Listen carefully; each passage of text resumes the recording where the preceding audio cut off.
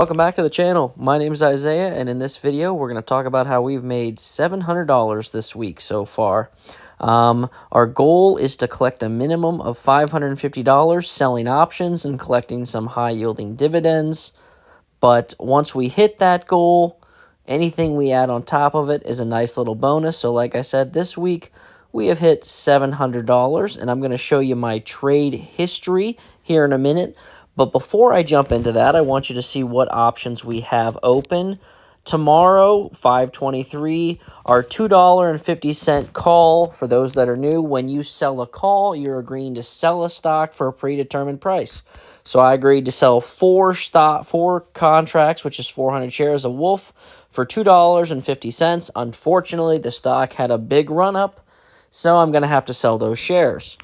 APLD, we sold a $3.50 put. That means we agree to buy the stock for $3.50. Well, that stock also had a huge run-up, so I'm not going to be able to roll that position. So those two contracts will expire worthless for the puts, and the covered calls will get called away. I'll get my collateral back, but I'll get how much I sold the stock for, but those are positions I was hoping to roll long term. And we'll take a look here at all the options I have open. As you can see, I sell a lot of options. The goal is to generate income, grow the account, invest in ourselves, and continue to enjoy financial freedom.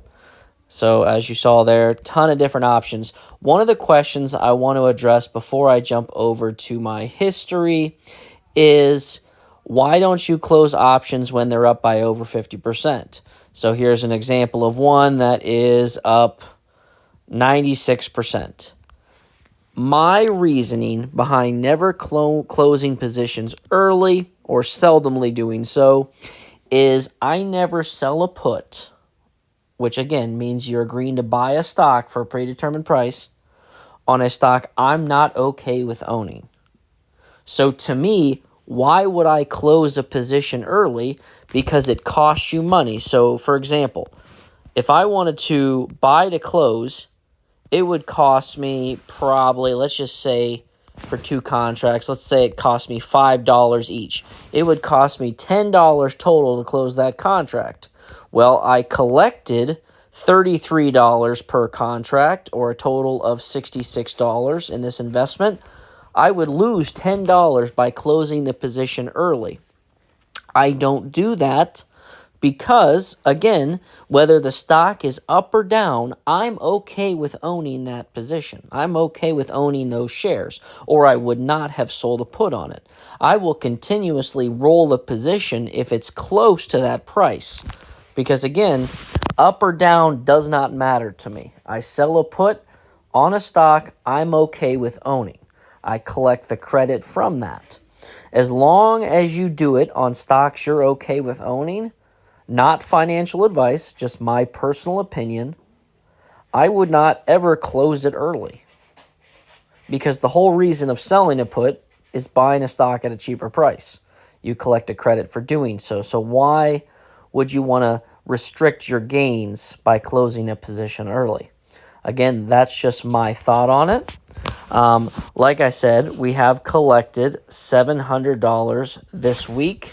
We sold some puts on some new stocks, and we're going to jump over to our trade history, and I'm going to show you. Okay, here we are, our past 30 days. We're just looking at this week, though. NVTS, one of my friends from Fiverr turned me on to that stock. I had never heard of it before today, but then I looked into it. They did agree to a deal with NVIDIA. Unfortunately, I wish I would have found this stock yesterday. It was trading at like $2, so missed that opportunity, but that's okay. I sold $3 puts, two of them, $30 a piece. I rolled my RUN put. I had agreed to buy it for, let's see, $6.50. I rolled it and collected another $35 from it, and that's on top of the credit we had already collected.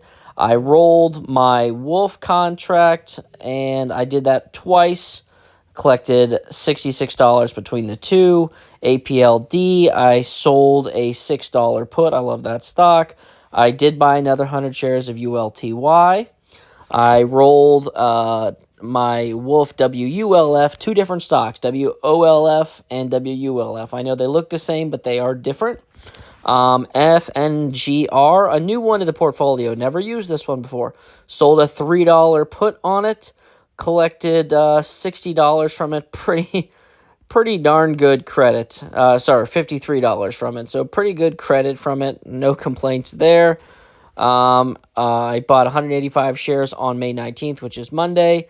I rolled an APLD position, collecting $72. And I also, another new one, another one from Fiverr, another friend from Fiverr, Huma, $2 put, collected $30, total $15 contract, pretty good payout there. I rolled a covered call on FCEL. I rolled a covered call on WULF. I rolled a put on Iris Energy. And that concludes what I've done this week. I probably won't do anything else tomorrow. We hit over $700 on the week. So that's a great week. You can count up that history. The only thing that's missing from there are the dividends that we'll pay tomorrow, which was 250 of it, I believe. So you should have seen just under 500 in there from selling puts, and the remaining amount will come in with the account tomorrow. My goal for the upcoming week, we'll talk about that a little bit more on Saturday's video. But tomorrow we will do a recap of the entire week, including our running total for the last 18 weeks, and you'll see how much capital we've gained from that. But we're continuing to grow the account little bits at a time, and I know also a question that I get asked a lot is you have a ton of buying power, why don't you use it? Once you hit that trade goal, once you hit your goal, don't overtrade, don't over-leverage your account, don't take unneeded risk. Grow slow, steady, and continuously. And when the opportunities are there, take it. I would like to, if ULTY has another rundown tomorrow, I might dabble in another 100 shares. We will see. That's up in the air. A nice little payout coming from them this week. I think it's just under like $100, so pretty good payout. If I get another 100 shares, I think pretty much every payout after that will be $100 a week, which is kind of my goal from them.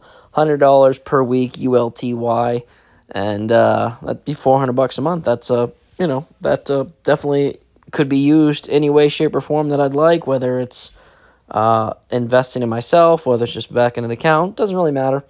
But nonetheless, I appreciate every single one of you asking questions, discussions. I love it. And keep giving me ideas for stocks as well. Like I said, there's thousands of them out there.